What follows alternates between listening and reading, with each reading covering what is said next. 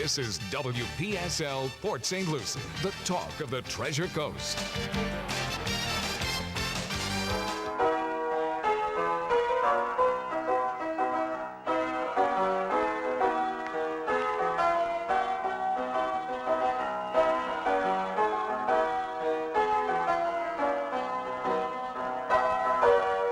Welcome to the show formerly known as Ask a Rabbi. It's now time for the Plant Doctor. I don't think so. No, I don't take any claims to be the Plant Doctor.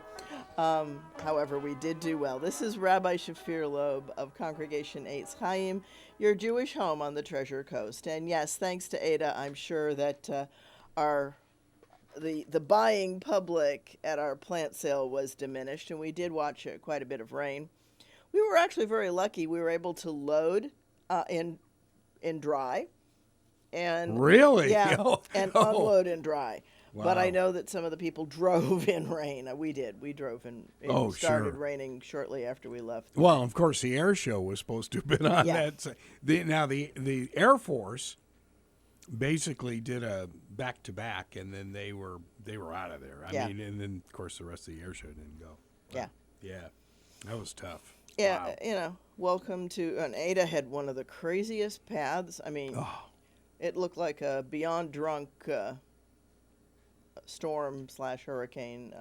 Well, and what about, is it Iota, which is the 30th or 31st or whatever, and all of a sudden that puppy is going to go through Central America into the Pacific Ocean. It's like, what? Mm-hmm. Oh, what a year. What a year. It definitely is a year. We have more named storms than we've ever had before. Yeah. And who's ever heard of hurricanes this far into November? I mean, it's technically, hurricane season goes to the 30th. Yeah. Yeah. But that doesn't mean that we expect to see it. That's correct. Yeah. Right? That's supposed to be the safety margin, not the expectation. Yes. Oh. And so we did reschedule. We're doing a rain sale of the plants that didn't sell on the first one. Oh, okay. And that'll be December 13th, also at the Parks and Rec Center in that room. Cool. That okay. really does work well. People are able to distance nicely. Yes. And find some new things to take home with them. It's a beautiful facility too. We had some gorgeous plants there, and we have some more gorgeous plants. We had desert rose, we had Confederate rose, we had the sugar-kissed melons growing. We had cucumbers. We had rain trees. We had you name it. We had it there. We had the beach lilies. All right. What did you bring in today? Today I brought in. These little guys are cute. Yeah, let me show it to everybody here. I'll stretch over there, which is I brought in a hand.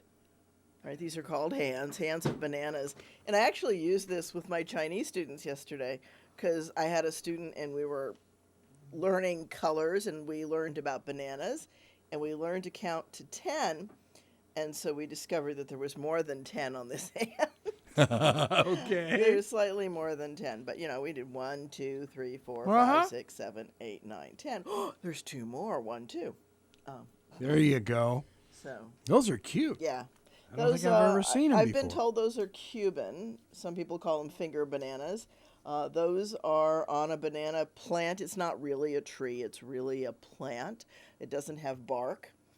I'm learning all kinds of things. Wow. I mean, I knew that was a banana plant. It wasn't a real tree because it doesn't have, which reminds me of a funny story of moving to Tucson. We'll get back to a tree in a minute. But, we were blessed this year with 3 big banana flowers, and the banana flower is where the fruit grows. It's actually a berry, and the seeds are down inside, and these have wonderful sides that are very edible. It has to do with the shape of how the seeds lay into the plant. Strawberry is really not a berry. It's an aggregate something or other, but tastes good. I love strawberries. That's the bottom line. Okay. And but anyway, we were blessed with 3 of those. The first 2 didn't give me many. The first one I only got one hand out of it, and the second one a couple of hands. This one was a huge, big stock. There's a ton of them still in my house. I'm taking some of them tonight for our Shabbat services for the folks that we have a handful of folks that come to the services. And so they'll all go home with bananas if they want them. Nice, healthy They bananas. could take another hand with them. They could take a hand with them. There you go. Yeah. I'm not going to take a ton of them with me, but people can have one or two. They are quite tasty. They're a little bit different from store-bought ones. They're quite a bit different. Obviously, they're smaller in size, but they also have a very thin skin. And when you peel it back, the fruit is very, very firm, very tasty. And it's a more delicate flavor, I think. But I enjoy it. And, Interesting. Huh. Yeah. You can also eat the flower itself, the flower at the end of the plant. It's edible. Okay. Well, you think we actually I believe you. We eat other flowers, cauliflower, No, broccoli. okay. We yeah. eat the flower yeah. of the plant. We do. And it's very healthy to put marigold. Now, be careful what insecticides you've put on your marigolds before you throw it in your salad. You should eat. Yeah. Be careful about that. Don't put Roundup on it. Yeah, don't put Roundup on it. These bananas have been grown completely without any insecticides on them. They're just growing in my front yard. So That's cool. Yeah. It's one of the little gifts. My yard is You grow everything. I am really pleased with what's going on in my yard, and I'm going to post shortly after the radio show. I've got tomatoes on my tomato plant on my back patio. So, I've been very lucky, and great bounty, and I'm still hoping to do some things with that. You hardly ever have to go to the store. You're growing it all. Well, I looked back, and since the mangoes started to blossom, for the most part, I have had fruit or produce out of my yard for lunch most days. Wow. And those mangoes were those just mangoes awesome. were, awesome. And I gave away, as you know, bags upon bags of mangoes. I don't see that many people, but most of the people I see had mangoes. Yeah. If they wanted them. Oh, they're wonderful. Absolutely wonderful. And I think if you live in a climate like this, we need to put some mangoes out. And maybe they can put some mangoes in the city parks and things like that for people just to take. I don't think that would hurt anything. And they're beautiful. Yes, they do attract squirrels and rabbits and all those things that live in parks anyway. Nothing wrong. I was going to say they're there anyway. Yeah. So, anyway, something to think about. I would love to see the city take some of the lots that they have throughout the city, because the city owns tons of lots, and I'm sure this is the case down in Martin and up in Indian River, that there are municipality or county-owned lands. Turn one lot in each neighborhood into a community farm. Well, they did that in Stewart. They have that little urban farm there. That is so cool. Yeah. And I've been there. And it's wonderful. But, I'm not talking about a commercial kind of venture. I'm talking about a community run. No, I got you. Yeah. Right? That each neighborhood would designate a few people to take care of it. Like a co-op. Yeah. They would supervise it as a co-op, and it would be available to everybody who lived there. I just think that would be really a cool thing, and it might inspire more people to put gardens in their backyards. And, I realize that we do have farmlands. And this is one of the things, I ask people, do we have scarce resources in our country? Right? Do we really have scarce resources? And the answer is no, we don't. We pay farmers not to grow things. That's very true. Right. And if you're going to pay farmers not to grow things, that's a clue that there is enough in our country, but we're not sharing it ethically. We're just not sharing it in a way that I think could help. It's so important. One of the most important things for children growing up is good nutrition. And, we can grow so much food in a healthy way. And we would have much less of a problem. And, farmers, there are things they can grow. And anyway. It's really interesting. I saw on Facebook the lady who used to anchor at Channel 12, Suzanne Boyd. She has gone up to work for her dad in North Florida on the farm. And she still dabbles in television every once in a while, but she loves it up there. Yeah. It's a whole different lifestyle. Yeah. Well, there's something rewarding about watching a plant grow. There just is. Okay. And, it's a surrogate child, I guess. But, well, in a way, yeah, I get that. yeah, you're caring for it. I get that. Yes, yeah. Right, you're caring for it. And it's on your watch, if you will. Mm-hmm. I get it. So, yeah. And I've got...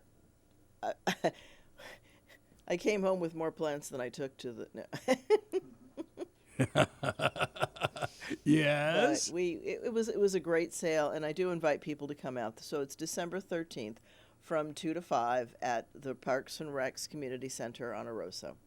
Please join us there. We'll be doing another plant sale. And it's funny because Jay and Matt are watching here, and I see them showing up on the live stream, the Facebook Live. And a huge shout out to them. Without them, the plant sale would not have been anything like it was. They did the lion's share of growing. And just amazing. The diversity of plants that we had in that room was just amazing. We had mango trees, we had avocados, we had tamil trees, we had, just A what? tamarind rather, not tamil, tamarind. Tamarind? Yeah, it grows a little seed pod Okay. and, just a whole bunch of different things. Now, is that, I've heard of tamarind oranges. Is that, is not the same? It's not that. Okay. Yeah. So there's many different things of many different names. We had a Mexican bird of paradise, or the pride of Ooh, Barbados. yeah. We had those, yeah. Very cool. So mark your calendar, December 13th. Yeah, come and get a plant for yourself and for someone else. What time does it open? It opens at 2 and it closes at 5. So you've got 3 hours to come in Cool. and browse. And, granted, we probably had a smaller crowd than we'll have if the sun is shining. Thank you, Florida. But we were able to parse people through, and, nobody had any problem distancing within the room and being able to look and still ask questions. So that was a really cool thing. So I've got something else exciting that's going on tonight. We normally have services at 7:30 on Friday night, but this Shabbat, this Friday night, we are joining with 14 congregations from Canada all the way down to other parts of Florida, along with us. Wow. We are going to do a collaborative Shabbat. An international Shabbat. An international collaborative Shabbat. Thank you, Very Canada. cool. Yeah. So, and that starts at 6:30. So you can watch it on Facebook Live, and there is an invitation. The event is there. Go ahead and register, and you can join it on Zoom as well. Thanks to I think it's Mandel Jewish Community Center. It's Rabbi Emily Cohen up in New York is the one who put it together. And it's through the same group that we worked together with for the High Holy Days. Excuse me. And so what I have to say about that group, and this to me is one of the beauties of something as horrific as the pandemic. And let me, this is the silver lining, if you will, which is that rabbis are collaborating and working together in ways that we haven't normally, because we're trying to do for our own congregations things to help meet that spiritual need at a time when, no, we can't have the great big gatherings in the building and be safe. Ours is not a huge building, and so, there's a limit to how many people we can have. And, but we socially distance and mask inside our building, but we're going to be joining this collaborative Shabbat. So it's going to start at 1 I think Rabbi Emily is going to start it, and then it's going to go up and down the Eastern Seaboard. Everybody's doing a different prayer, and That is neat. yeah. So what I tell congregations when we do something like that, when you bring a group in, it's like traveling without having to travel. Right? You get to see what other people do for their services. So we've got a PDF prayer book. I don't know how they're going to manage that, but the link is available to that as well. They're going to share the screen, maybe. I think they're going to split. Yeah. I'm not the technical person on this one, so I don't know how and what they're going to do. But I know that we had to supply the pages out of our prayer book to go and be there for that. Well, it's desperately needed. Actually, Stuart and I were talking at the end of his show about apparently the Archbishop of New York and I guess the Orthodox Jewish group are suing Governor Cuomo over shutting down churches. Ouch. That one's a tough one. I think the key is whether or not you can do it safely. And the Orthodox have a different problem than we have. In our congregation, we have embraced technology. We have streamed for most of the 5 years that we've been, 5.5 years now, that we've been in existence. We've streamed most of it. Right? So it's been at least 5 years that we've been streaming the service. And so we know that people are watching it safely on their screens if they choose to. And the Orthodox have a different problem, though, because they don't want to use electric. They don't use technology, They don't use right? Well, they use some of it, but not not electric. Right. On Shabbat. Okay. Right, so they can't stream as easily the service. Now, there are some workarounds, and some people are doing better at it. But, I mean, Facebook has been wonderful. Facebook has allowed people to be live for 25 hours so that you can sign on right before Shabbat, leave it ongoing, and, they're not going to change a setting or anything, but they might throw a cloth over it. But even that's going to got its challenges, right? So they are much more hampered in some ways than even we are. We're hampered, but we're not hampered to the same degree.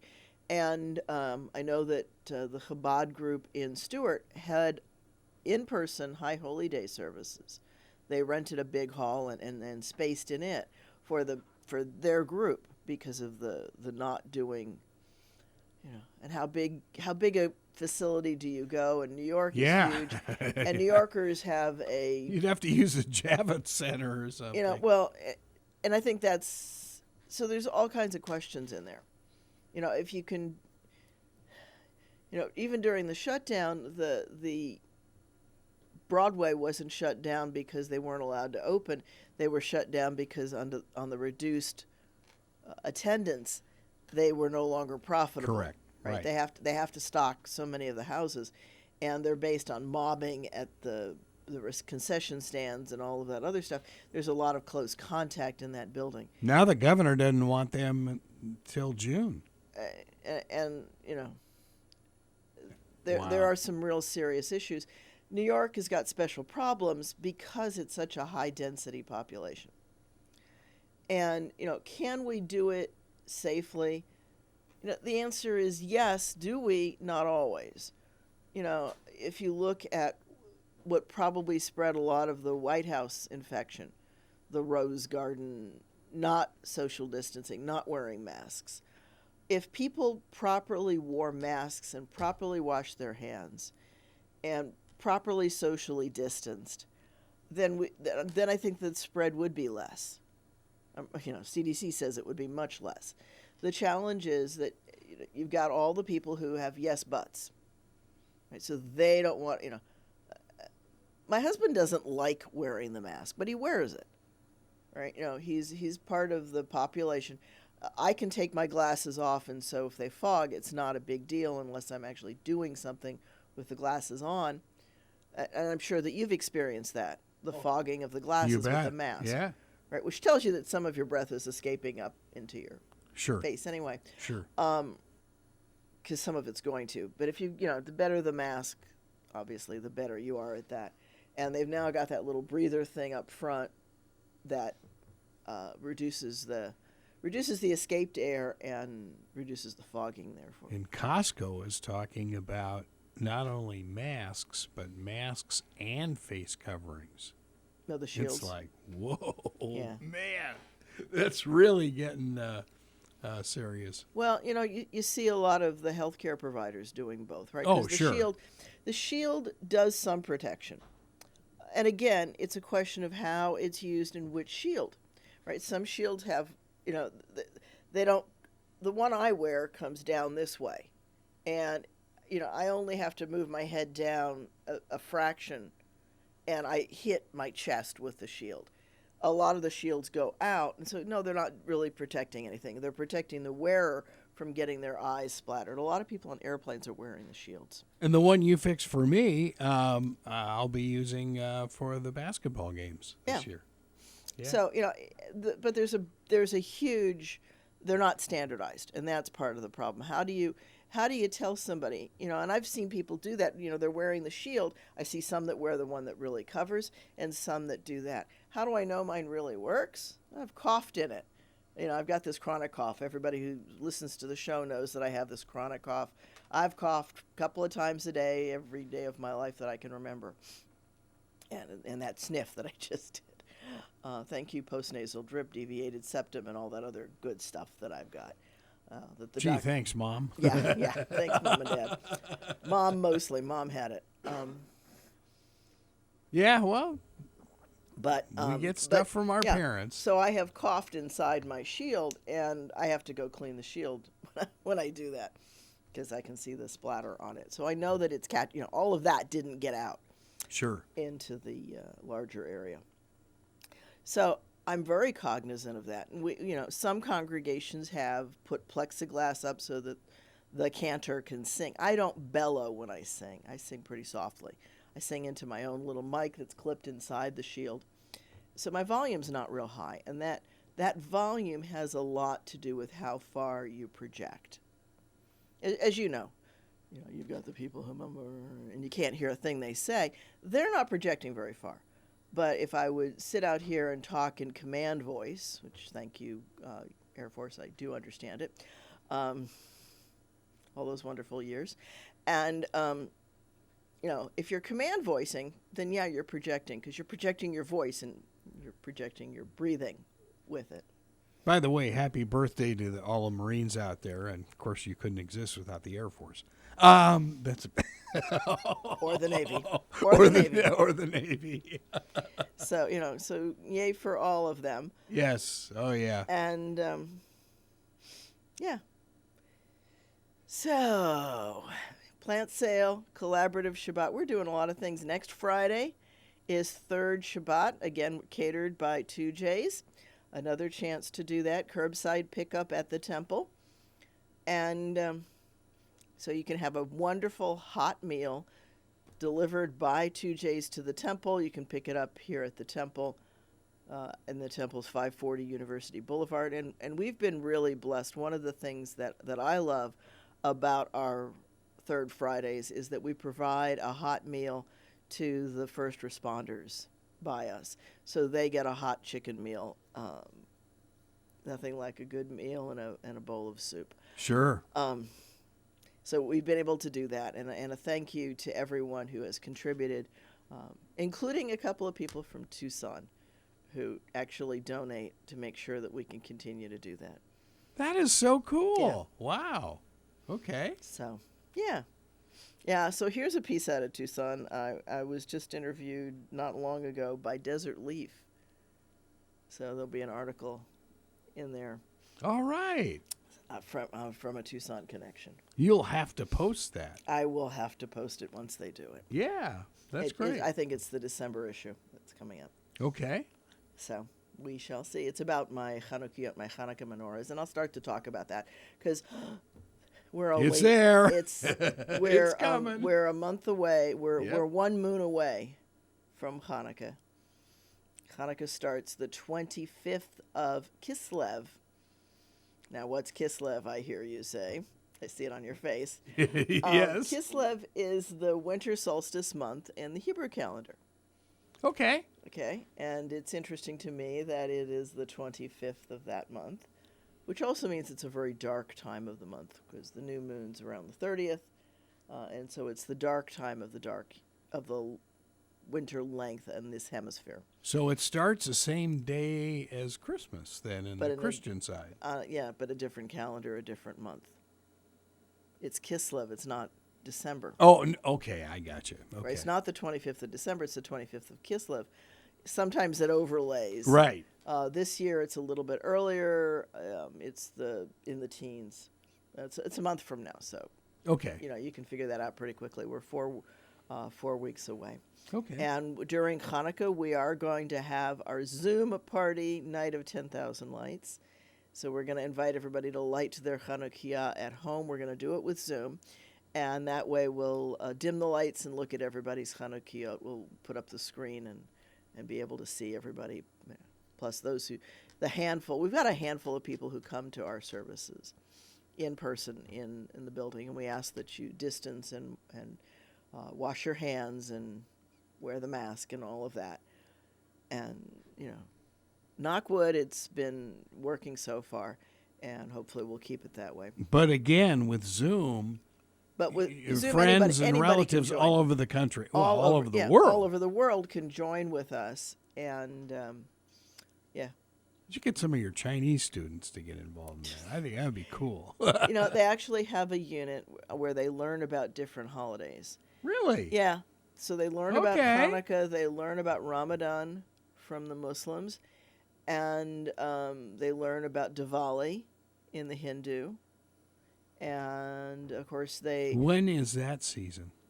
it's also around. Same- Yeah. about the same. Yeah, there's this thing about bringing light in the darkness of winter.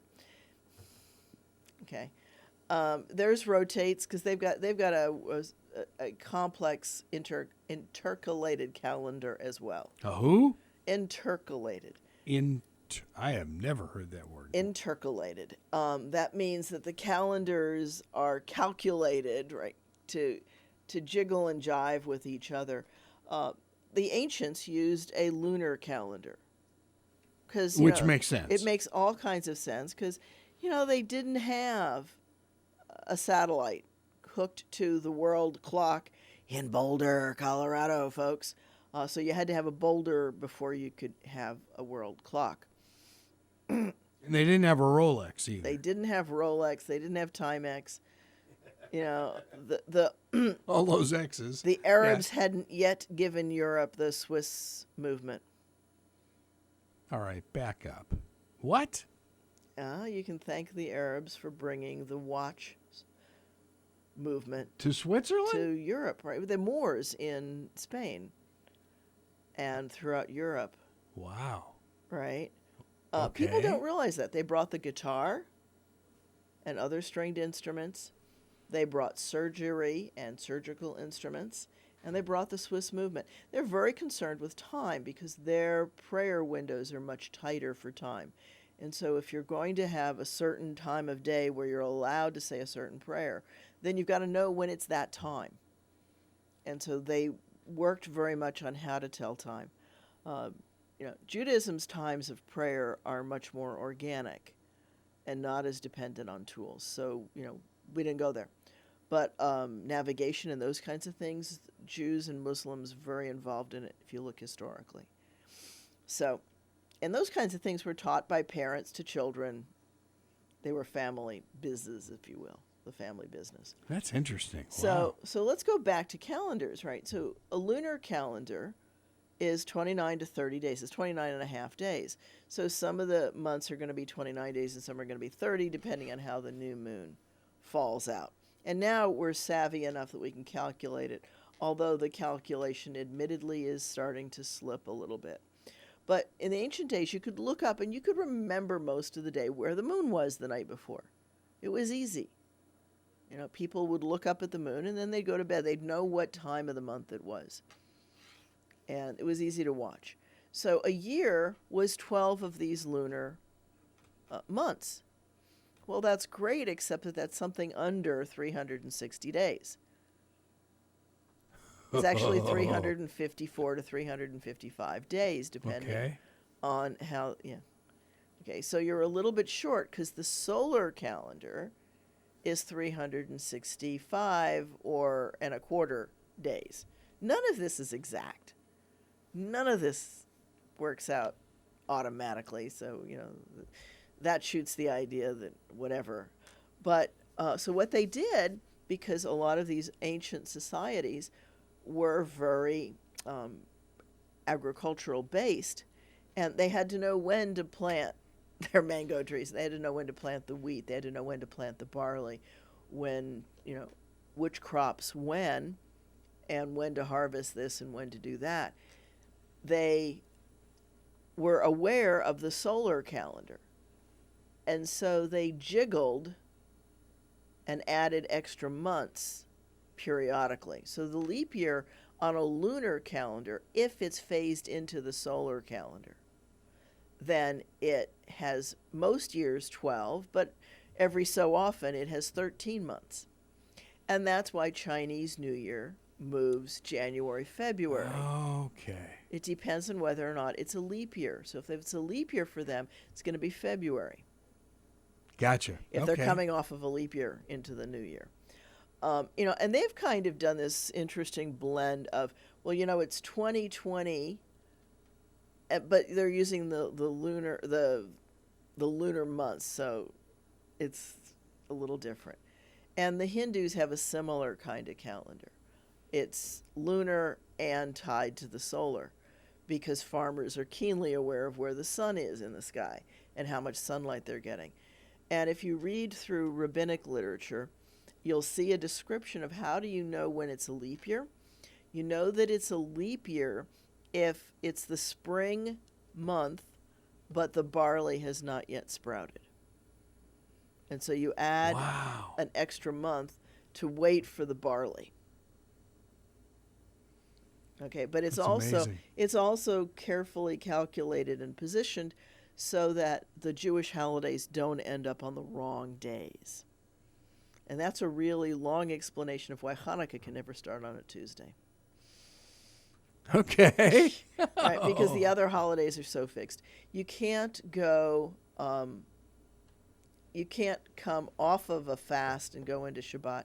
You can't have the first day of Passover be a Thursday, which kind of mangles the Maundy Thursday idea that I was going to say, wait a minute, what happened to that? It dies into that, and so that can't be, because you can't go from the first day of Passover into Shabbat.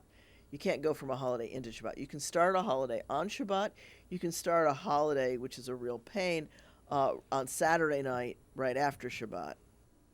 But you can't, you're not going to do Yom Kippur starting on a Saturday night, because then you're coming off of Shabbat and you're late getting into Yom Kippur. So there's all kinds of calendrical, like that word, calendrical? There's another one. Considerations that went into the way that the ancients jiggled and adjusted the calendar. And so now we do it by calculation. So much for the Last Supper theory. There's so many problems with the Last Supper. Clearly, when Christian theologians wanted to blend that, they weren't paying attention to a couple of things. Like the book of John wants Jesus' crucifixion to happen when the lambs are being slaughtered. Well, if the Passover meal is eating that lamb, you kind of can't eat it the night before it's slaughtered. Okay? So there's this interesting set of dynamics that goes around with some of the things. It was a supper. It was a meal. And the reason that John wants to tie it into Passover, there's two reasons.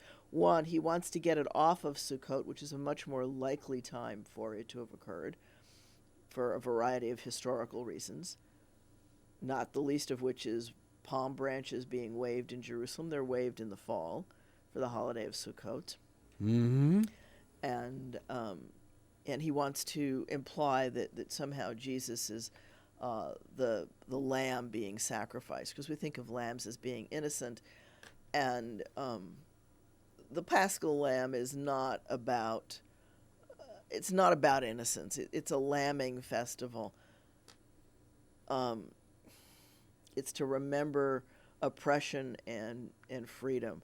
And there's a piece of that John's trying to capture as well. But Christians focus a lot more on the blood on the door, and Jews don't. Jews don't even talk about that. You're not into blood at all. We're not into blood. Yeah, that's a big thing. Jews kind of go, blood. You know, you don't touch So blood. if it bleeds, it doesn't lead in the temple. Oh. Yeah. Not that people don't rubberneck at things, but no, blood is supposed to go into the ground, back into the earth, Mm-hmm. and not into people, and not decorations, and no blood sausage for Jews. Sorry about that. Yeah. Okay. Okay, so let's. So it's a very. We'll talk about that more when we get into the spring. But Hanukkah is coming up. Hanukkah is not a major Jewish holiday at all.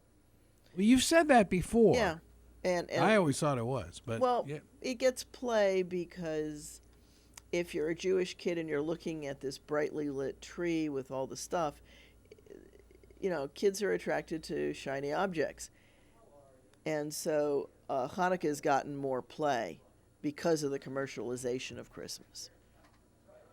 And so Hanukkah has come along on the tail end of that. Okay. When I teach Christmas to the Chinese kids, of course, most of them are not Christians. Most of the depending on where in China they are. Some parts have more religion than others. But like kids in Beijing will frequently celebrate Christmas, and I say, what is that? He says, well, it's a tree and gifts and a big dinner. Right, so they've taken on some of the vestiges, the outer pieces, if you will. So I'll say, well, how does does your family celebrate Christmas? Oh yeah, we always do. What do? We have a tree and we decorate it and we give gifts. I get gifts from my parents and we have a big meal. And that's all it is. It doesn't mean anything more than that. They like to wear the red hats because red, of course, is a big color in Chinese. And if you ask a Chinese kid what's your favorite holiday, they're going to tell you Chinese New Year, because that's their big celebration.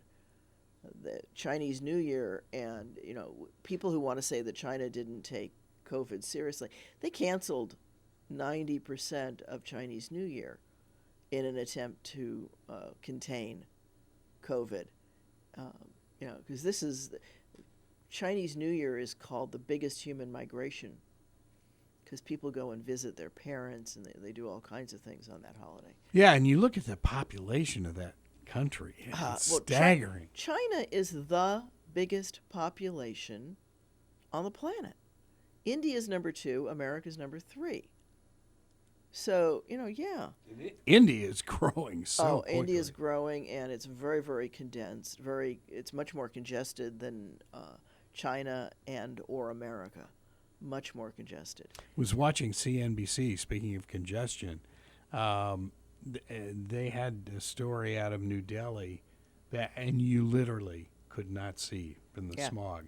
They've apparently got this inversion layer that they've had for a week, and it's horrible. Inversion layers. It's worse than anything we used to have in LA.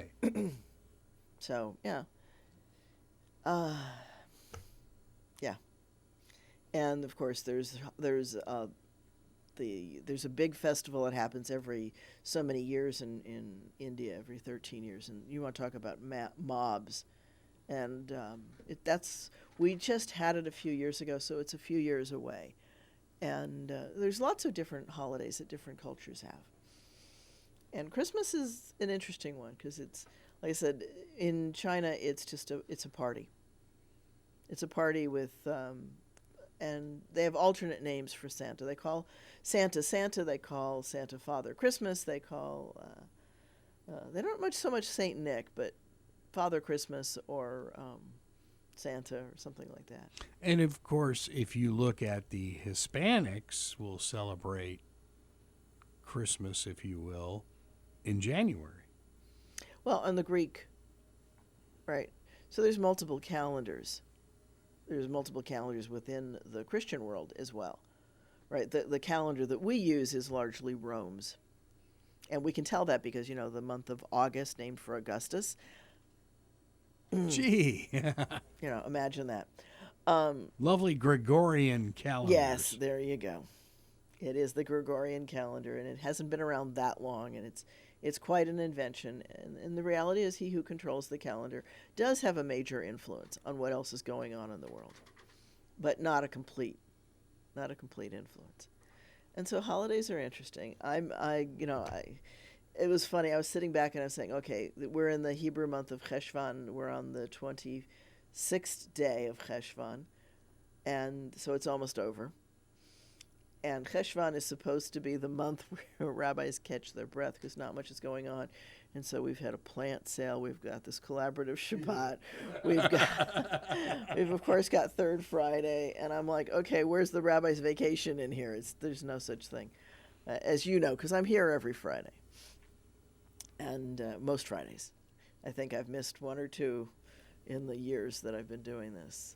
Not many. And that's what best ofs are for. Yes. Yeah. And those are good times to do that. Catch your breath. Yeah. So anyway, it's an interesting time. So I did listen, by the way, to Stuart's scenario for the Electoral College. And wow. Yeah. Now that is fascinating. Yeah, there are some interesting pieces. The Electoral College is an interesting piece. Our forefathers did not think that, well, first of all, they didn't have voting machines. They didn't have ways to tabulate and things like that. And I'm going to flip from that to a comment. Still don't in Pennsylvania. No, I'm sorry. They do. The problem is that their Republican-controlled state government did not allow them to do what Florida got smart and did. Wow, it was great. Florida, of course, we made the news in 2000, right, with the hanging chads and the dimpled this and the punctuated that, and months to recount by hand those little cards with the punch keys. And I remember doing that. I want to say I did the punch keys in Ohio, because in Pennsylvania we did levers. Pennsylvania was mechanized. Trying to think earlier. what we had in Tucson. I can't. Tucson when I was there, because I was a polling inspector in Tucson. That was punch cards, wasn't it? No, it was scanned. But was it scanned? Okay. It might have been punch cards when you did it. Yeah, it might have been. Back when the dinosaurs. The dinosaurs are roaming the desert. Yeah. Yes. And today we call them hawks. But boy. when Florida switched over off of the punch cards and went to the paper, they and a number of other states allow early voting to be tabulated on the machine and recorded, and it's quick and easy. Pennsylvania law requires that the mail-in ballots be read at the close of Election Day. That's their requirement. They got to change that. Well, they collect them because they're thinking of a mail-in early ballot mentality. And so all the people who, right, in Florida, what happened was you dropped your ballot off. Let's say you dropped it off a week early. Then it goes to the Board of Elections. They certify that you have voted, and your name is crossed off. You are not allowed to go into a polling place and vote again. Your submitted ballot is what counts. And when I went and early voted at the polling station, the paper that I put into the machine was counted then, and my name was taken off. I couldn't go again. Right. So you can't do the Chicago thing of vote early and often. Yes. I'm sorry, Chicagoans. Not really meant as a slur. I had a chance to use all 20 of my Social Security cards. Oh. That's terrible. Boy, they've got the reputation, though, don't they? Yeah, well, there was an old saying back. I actually went to the Chicago Jewish Academy once in my distance past, and then we used to say that Chicago hates their mayor daily. Oh, Yeah. that's bad. Okay. Yeah. Okay, so I we love got it. all the I puns. get it. I get it. And Yep. for those who don't know, the mayor was named Daly. Mayor Daley. Yeah. Sure. Yeah, so everybody's got those things. But, right, so in Florida, we count those votes as they come in. And so when election happens on election day, you're done, except for the military ballots that have a little bit of extra time to get in. And that's true in most states. But the reality is that, in general, the military votes are not enough to change things because usually the margins are bigger than they've been this election. Okay, with you hear so much about the military is going to be flying around the vaccine. With the military there, why are the military ballots so slow in getting through whatever those APO things are? Just because they handle mail very slowly, period.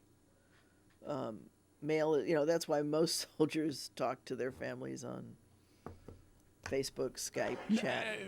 Yeah. Right. Today, with technology, you can phone somebody faster than you can. And there's you want to talk about a challenge, that's a bigger security risk because, people can talk and others can listen in on the traffic between the satellite and your phone. Yeah. I still like the idea of voting on the web. I really do, with like a thumbprint or an eye scan. An eye scan. Eye scans are going to work wonderfully, and we're going to be able to do that. Our kids will be able to do that. Yeah. But anyway, so you come back to Pennsylvania. Pennsylvania collected all these ballots. They collected the early voting ballots, and they were stored in secure locations because the voting apparatus had it.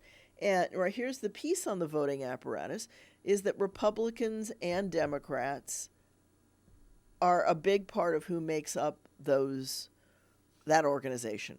It is balanced. When I was the polling inspector, the next person in line was the judge of the opposite party, and we had to do everything together so that every action, checking the numbers, doing the intermittent reporting, all of that was done with a Democrat and a Republican signing off.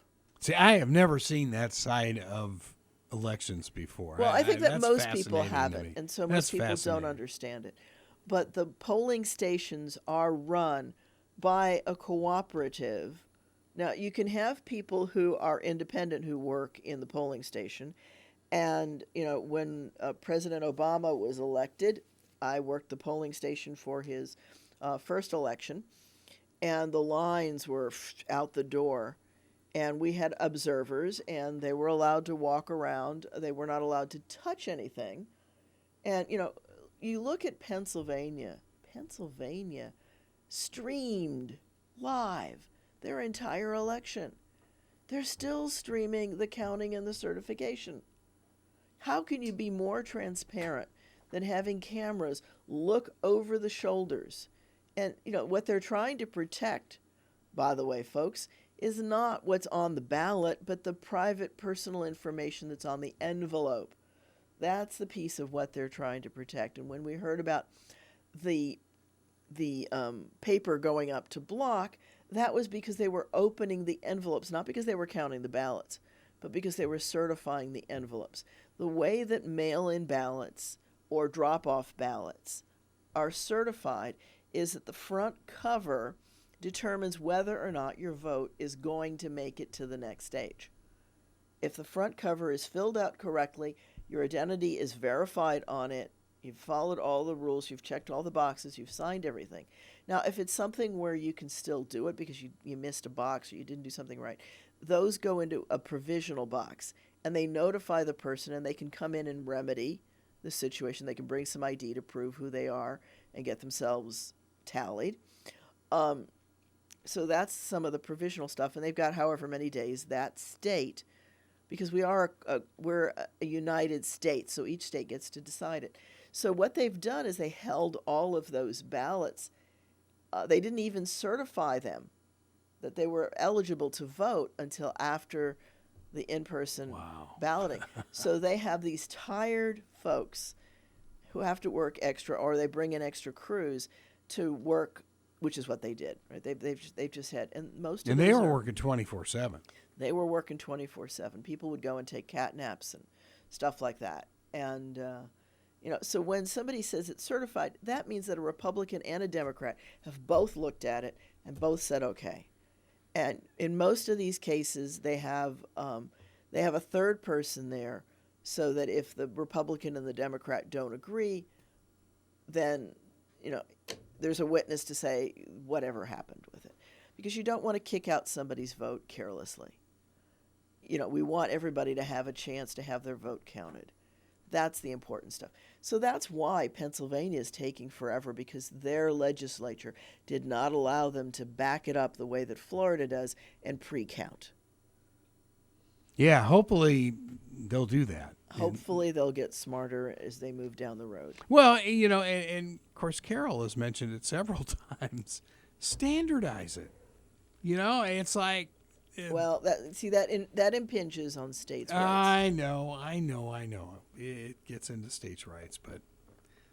And some states even allow their counties or their precincts to do it differently. That's right. Yeah. Right. So, there's that one little county, was it New Hampshire, where everybody gathers at midnight? Dixie Knox or something like that. Something like that, yeah. There was a West Wing episode on that. Oh, sure. And that was a great show, by the way. Yeah. And their reunion, it was not a reunion, right? Their special play was done well to just bring some of that magic back. What's very interesting on the ratings, because they're now rating some of the streaming services on the new Peacock, which is NBC. The ratings for the West Wing show are phenomenal. Yeah. Obviously it's minuscule compared to over-the-air numbers, but still you're getting, maybe 1 million people around the country watching it. Well, it's to me, West Wing was interesting. The point of the show originally was to show how the West Wing at the White House operates and how crazy and hectic that is. So anyway, fast forward back to Pennsylvania. That's why it's taken them so long, and that's why, and we knew that Republicans, because of the way that President Trump exhorted them, that they were going to vote in person, mostly on Election Day, and that Democrats, who seemed to me to be a little more concerned with the virus and were much more likely, Pennsylvania had 10 times their normal early vote, absentee ballot voting. And, President Trump himself has voted absentee most of the time. Right? Sure. He made a big deal this time of coming to Florida to vote early. Hello. Right. So if he had done that in Pennsylvania, it wouldn't have been counted until after. But so that's what they're doing. So they're just now going through all that huge amount, the 10 times of what they normally have to deal with. And that's why it's taken so long. So we live in different states do different things. So Democrats, they tended to vote that way, and that's why we see the swing on votes. It all makes sense and logical. Yep. We'll talk about logic next week. Yeah. Thank you. This Good has been, luck. I hear the music, so clearly this is time for me to say this is Rabbi Shafir Lobb, and this has been Ask a Rabbi. Third Friday next week? Third Friday next week, collaborative Facebook Live, God willing, tonight, 6:30. You've been listening to Ask a Rabbi right here on WPSL, Port St. Lucie, WPSL.com, webcaster to the world, on Google Home, Alexa, and TuneIn.